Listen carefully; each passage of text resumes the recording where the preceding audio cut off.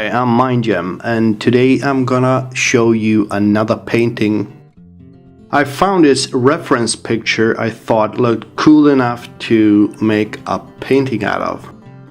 I only want to reference the picture for perspective and composition. Once I've blocked in the canvas, I will see where I want to change things or add or remove stuff. Usually I block in the painting with acrylics because it dries faster and I can get started right away. But I decided to use oil paint this time with a lot of linseed oil. So the first layer will dry in a couple of hours. See how bold that blue color is on the rock, and for me it works because the cliff is the closest thing on the painting, so it needs the most color and the most variation of colors. The closer something is, the more tones you want to put in. You want to be real splashy with all the colors you can think of, because everything reflects from everything, so exaggerate everything to a certain extent, of course, but generally the closer the thing is, the more variation in colors the thing has.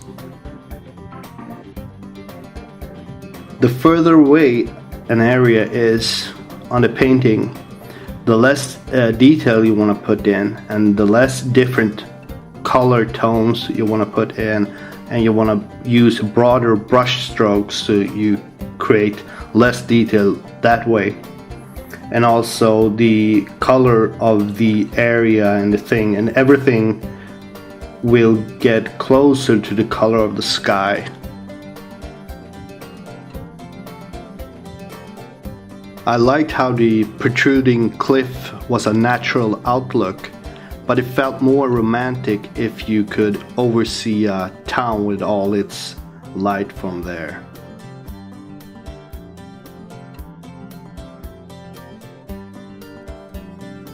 I added a few scattered houses along the coast to give it more life.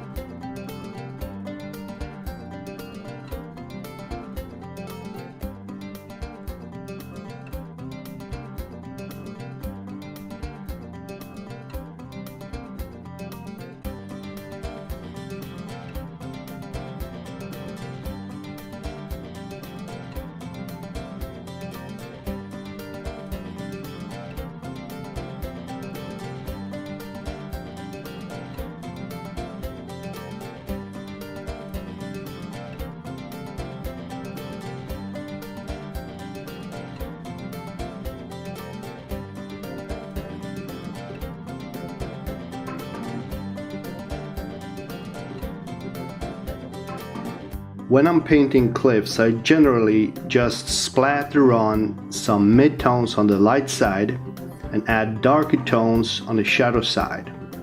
After that, I just drag around the colors. Finally, add highlights to a few spots on the light side and reflective light on the shadow side.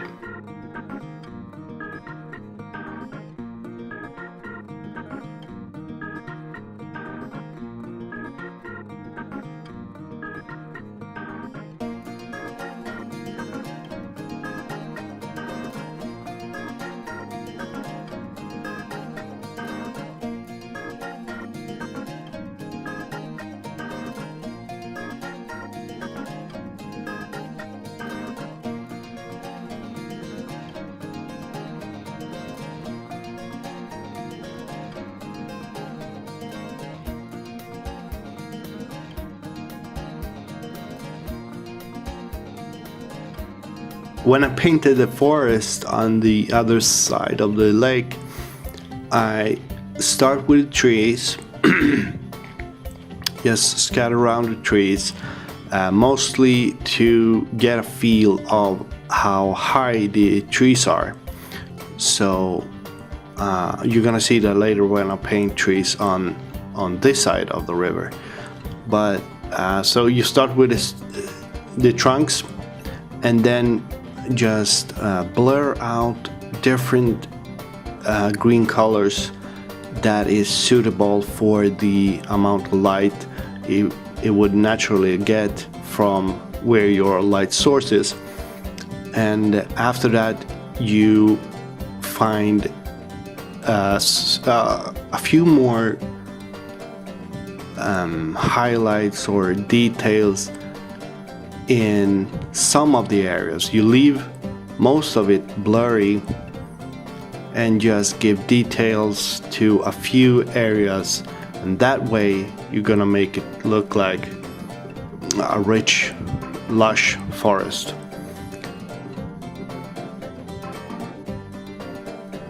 What you can do as a trick that I've learned is, when you find an area where, say if an area is uninteresting, but you don't know what you want to do with it, you can just blur it out. If you blur it out and put details on the more interesting things around it, it kind of works. Try it.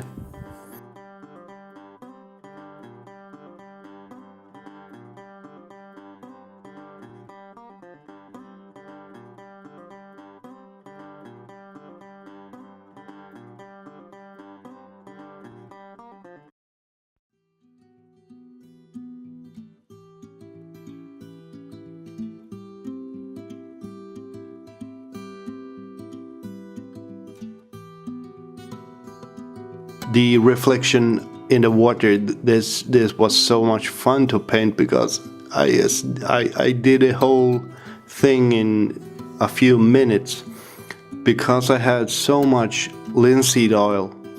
Everything was wet, and I just splashed on some dark blue colors for the water, and then just added some green mix I just had on the palette to reflect the trees, and some brown gray tones I had on another spot on my palette to reflect the rocks. So super easy.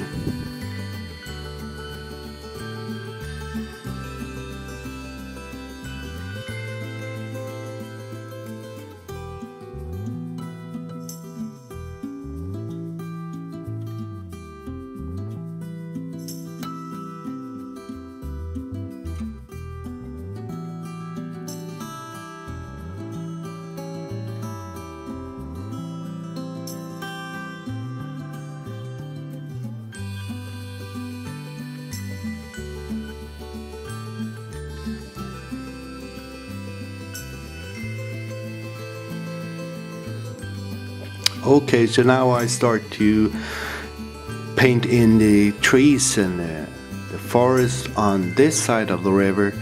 And first I put in the trunks, and I put them scattered around, because I want to get a feel of the distance of the trees, so how high they are and how thick they are. And after that I paint Bob Ross style pine trees to start with, and then later I add more details once I get a feel of the forest, where I want to perhaps add more trees or remove some trees. So first the trees gonna look pretty terrible, and later they look somewhat alright. I'm very much not a good tree painter, for sure. I'm gonna practice on that.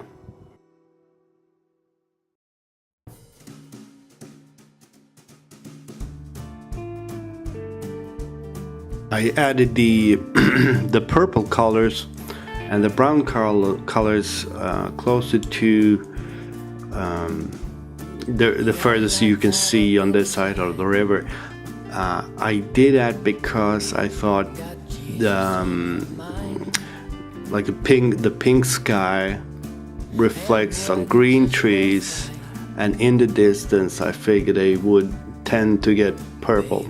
Now these purple trees looks out of place for sure, but I kind of like them anyway, so I'm gonna leave them be for now, and perhaps later I will remove that.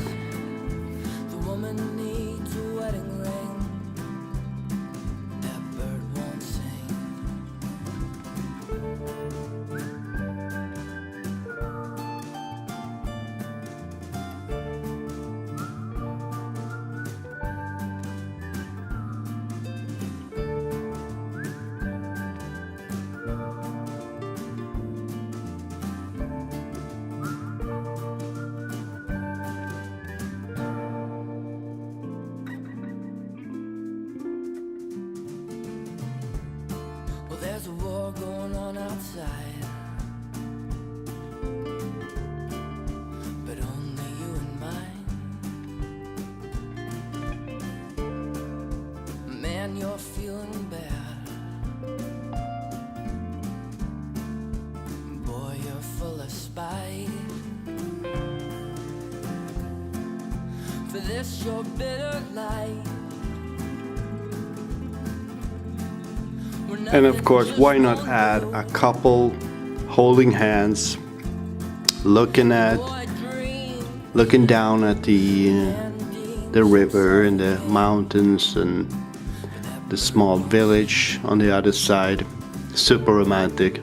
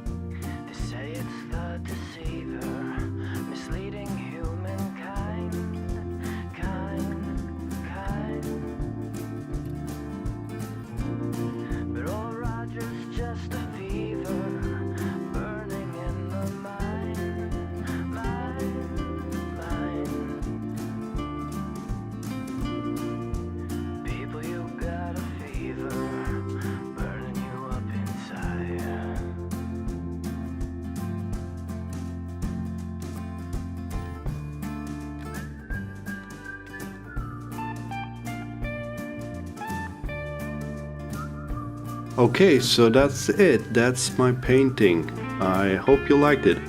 And if you like this video and want to see more stuff, you should definitely subscribe, because I'm gonna upload a ton more of these. I've just got it started. And you should also check out my other painting videos I already have on my YouTube channel. So please like and subscribe, and I'll see you guys next time. Bye.